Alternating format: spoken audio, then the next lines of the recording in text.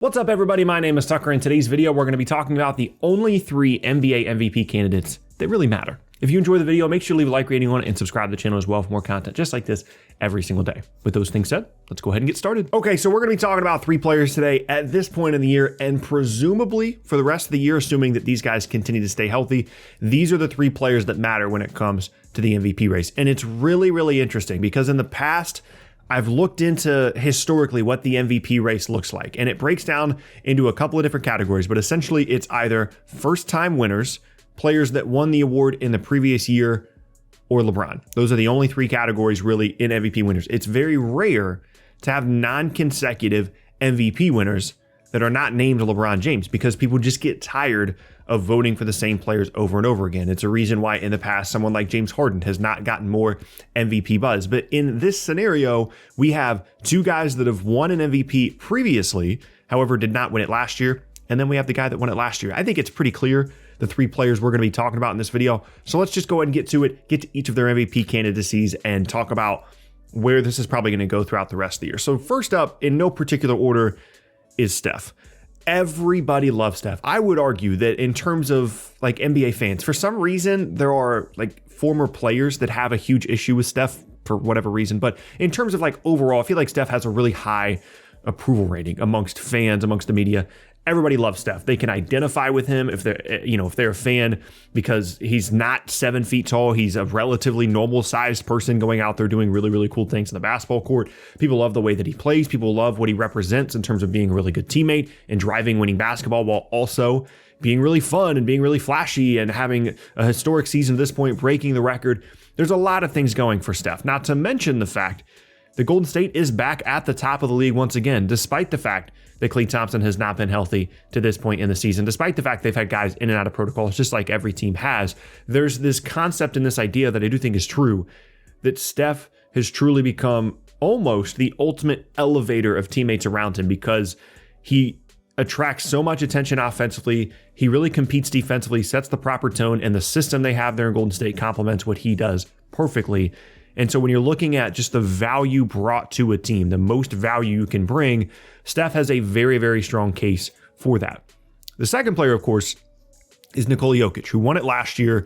And it's basically just because, he's the last man standing in Denver. He is somehow powering this team to still being a half-decent offensive team. He has really improved defensively over the last couple of seasons. And statistically, every single night, he's just doing something ridiculous without Jamal Murray, without Michael Porter Jr., with guys in and out of the lineup all the time, playing with a lot of younger players, playing with guys that just got brought back into the league or signed 10-day contracts. It doesn't matter because if you have Nikola Jokic out there, you have the makings of a very, very good offense.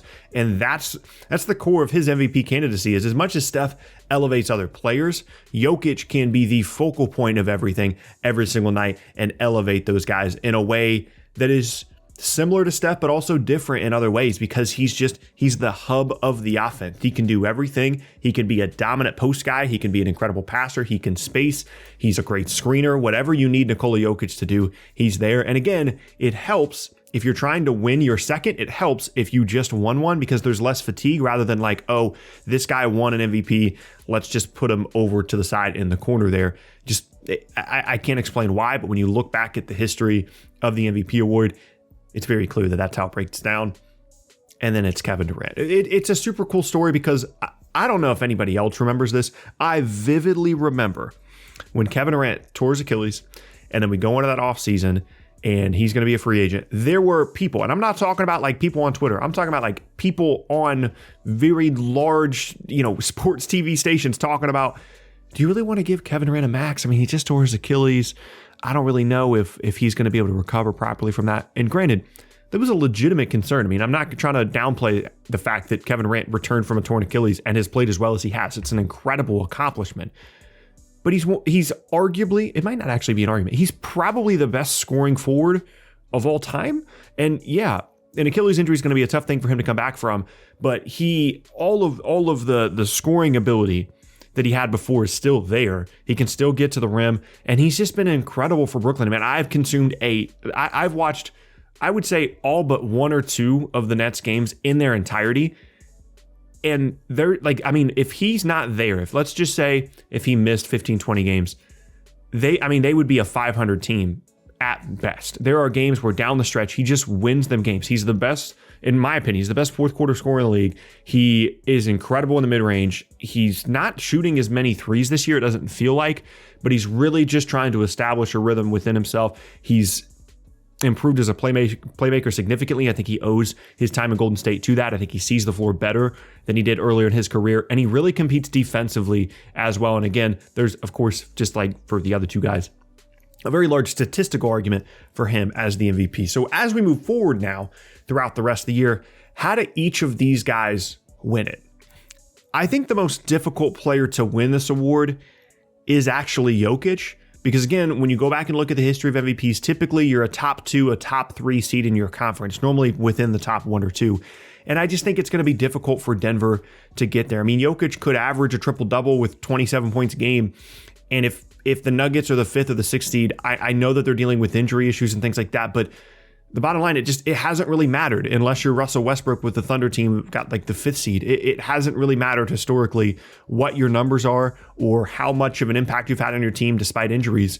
You have to be one of the better teams in your conference. And unfortunately for Jokic, I don't see a path for that, unless they make a trade that I'm not anticipating or someone miraculously comes back from an injury.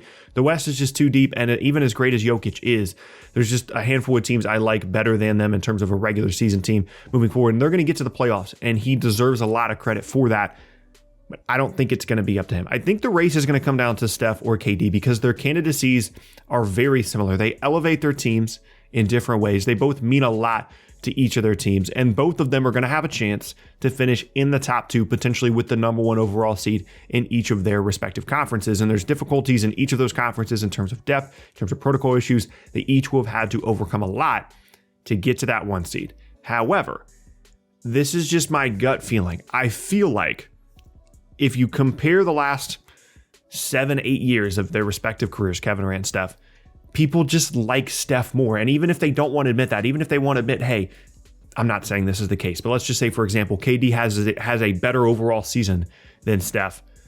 I still think there's this feeling that creeps in of like, we love Steph so much, and I love Steph. And I just think he's going to get a little bit more love from voters because he's stuck with Golden State the entire time. He hasn't jumped around to all these different teams. And I just think he's in general a more likable guy. And if they finish with, like, let's just say they both finish with the 1 seed or the 2 seed, and they both put up incredible statistical seasons, I just think Steph's going to win it because people like him more, and there's nothing wrong with that. If I'm just asked to predict it moving forward. And then, of course, history comes into play here. And the fact that Steph broke the all-time three-pointers made record in this particular season as well, that just adds another little kind of cherry on top to his MVP candidacy. So if I had to rank them today, not just in terms of like how good their seasons have been to this point, but in terms of their likelihood to actually win the MVP this year, I would go with Steph. Slightly under that I would go with KD, with the caveat that if the Nets finish, for example, with the 1 seed and Warriors finish either 2 or 3, then that changes, and I think KD would be 1, but I think it's 1, and then a very, very close second is KD at 2, and then a relatively large amount underneath that would be Jokic, and it doesn't have anything to do with Jokic as a player in his individual season, the circumstances around him.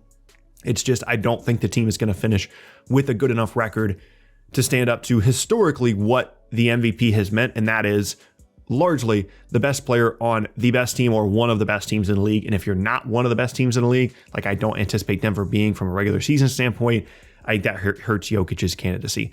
I'm not ruling out the idea that someone like LeBron creeps in here. Like if the Lakers go on a crazy run without AD, or once AD comes back and suddenly they're like the 3 seed and LeBron's averaging, 28, 12 and 7 or something, like I could see him creeping into this conversation. People love to build narratives around LeBron. It's something he's done really well throughout his career, quite frankly. I'm not ruling out that possibility or a handful of other guys, but I don't want to get into this thing of like, you have to mention Ja Morant in a video like this. No, I don't. Ja's been awesome, but I don't feel like I should have to talk about him just because he's going to lose. I don't think there's a way that he wins the MVP. I think there's a handful of guys ahead of him. And unless Memphis finishes with the 1 seed, which I think is unrealistic, I don't think he's a part of the conversation. These are 3 guys that I think can legitimately win the award. I didn't want to spend too much time talking about guys that I just already know are going to lose it. You know what I mean? Like, cool, you want to talk about someone in the MVP conversation? Fantastic. Let's talk about him. But I'm not just going to talk about a guy that no disrespect, he's just not going to win it. And that's okay. That's totally fine. These are my candidates. Let me know down in the comment section below who you guys think is going to win the MVP this season. But that is going to be the end of today's video, and I thank you guys very much for watching. Once again, my name is Tucker. If you missed any of my previous videos, be sure to check out the boxes on screen and subscribe to the channel for more content just like this every single day. With all those things said, I hope you guys have an awesome rest of your day, and I will see you all next time.